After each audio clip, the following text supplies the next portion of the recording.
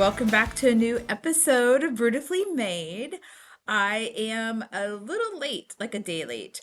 I was busy this week and didn't get to record on the day that I wanted to, but I at least wanted to finish off the month with another segment and say hello and talk a little bit about a legacy. I was kind of blindsided by some news yesterday with some friends that have a shop here in the plaza. They're closing, and they have been a brick and mortar business, a creative home interior design, decorating, sold furniture, clothing, home decor, wall decor. They used to sell my art when they had a different location. I've done art for them at this location. And they're closing their doors at the end of next month. And it just breaks my heart. I'm going to miss seeing them, but I understand. And I really, commend them on staying in business for 15 years. They were at a few locations. I believe this is at least their third, if not more, within that time frame, moving in different locations and opening a second one at one time too. But just a mother and daughter, and really the family, her son and daughter-in-law and her other daughter, they were all involved. And they're just like, yeah, the economy isn't really supporting what they're doing anymore. And they're going to transition to maybe doing some online pop-up boutiques and maybe some of the markets that are in here in our community, those boutiques, but no more brick and mortar. So it was really sad to hear that. And, just wanting to share their journey and shout them out. Elaine and Erica with Bird's Nest, I love you both and love your family so much. And just really want to share whenever you're going to do your pop-ups and just express how, I much I admire you. I really wouldn't be here in my location if it wasn't for the help of Elaine. She's also a real estate agent. And so she helped me go through my contract. And that was a big help to understand some of the things that were requested and what I needed to do. So just that networking that you do throughout your life and supporting one another and cheering one another on, it does transition into new ways, but it makes me worried and scared, and I'm still plugging along, and it's not easy. These last 2 months have been super, super difficult. The walk-in traffic is extremely low. If I have an event or a class or something scheduled, those turn out okay. But just to have people pop in and shop or do something is like null and void. And I've adjusted my hours to support doing some other things rather than, I guess, relying on that kind of activity, because I, am new at this. I mean, this is going on 2 years, and it's a different outline of business than what the clothing and boutique was, but still relies on, foot traffic and people wanting to pop in and shop from the gift shop and the clothes that I do have, or the art that is on the wall from the exhibiting artist, or, wanting to sit down and make something, paint something, do something fun with their families, pop in and play a game. So it still relies on community support. And I totally try to give back when people call or ask or walk in wanting a donation, and I've never seen their face before. I've never seen them in the studio before. I've never heard from them before. I always try to at least offer something, some kind of little art kit or something that they can have to go out the door to build a basket for their raffles, whatever I can do. But that's literally coming out of my pocket. I mean, that is not something that the business fully can support. I am not at the point where I am actually taking any kind of a paycheck whatsoever from what I'm doing here. It is literally paying the cost of my rent and the cost of utilities and my insurance and taxes and all of those things. So it's just really needs to sustain more than just itself.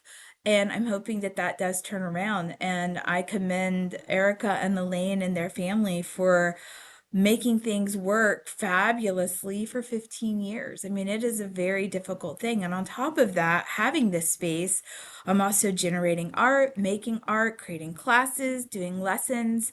And I'm still just me. I don't have employees. I can't support employees. I can't afford to hire anyone. I don't have that capability, but I have time and I'm able to adjust the times that I'm here to support all the other activities that I have put on my plate. And I can take on more, and I'm having more meetings to do more things with more people in the community to fill in those spaces that have become available because there isn't a walk-in, situation where I'm sitting here and people are shopping the whole time I'm here. So I feel like I have the ability to change my structure of what I offer and how I offer it to support that, and wanting to generate, an income with my art and creativity and my marketing experience. And that's what's important to me, is that I have transitioned into this time of life where my creativity can, help me make a living. And so it's scary. It's very hard to do. It's very daunting. And when you see your friends, closing up shop and knowing all the hard work they've put into it, I just admire them so much, and just want to support them in any way that I can. And I feel like that across the board with all kinds of businesses.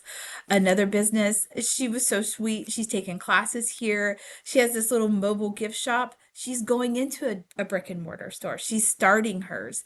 And so just wanting to support her and commend the littlest gift shop, transitioning into a place, a location.